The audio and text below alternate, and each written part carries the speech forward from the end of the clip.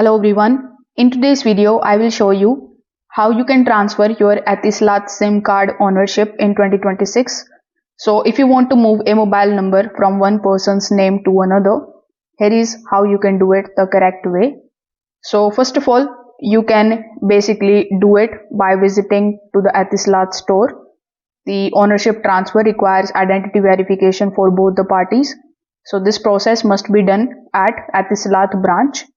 Now, the current SIM owner and the new SIM owner must visit together. This is also mandatory for the security and the approval. Now, both the individuals must bring their valid Emirates IDs. Without paper identification, the transfer cannot be proceeded. Now, at the counter, you need to inform the staff that you want to transfer the SIM ownership. The representative will initiate the request.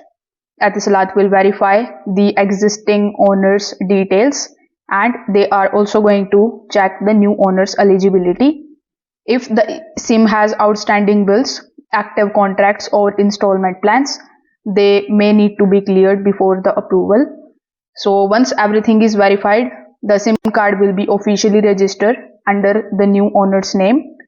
So your number remains the same and the services typically continue without any interruptions. Now, the important thing that you need to understand here is the ownership transfers are common for the postpaid lines, corporate numbers, or when you are selling a number. So make sure that you always clear the pending dues to avoid any kind of delays. If this video helped you out, make sure that you like this video and subscribe to the channel. Thanks for watching.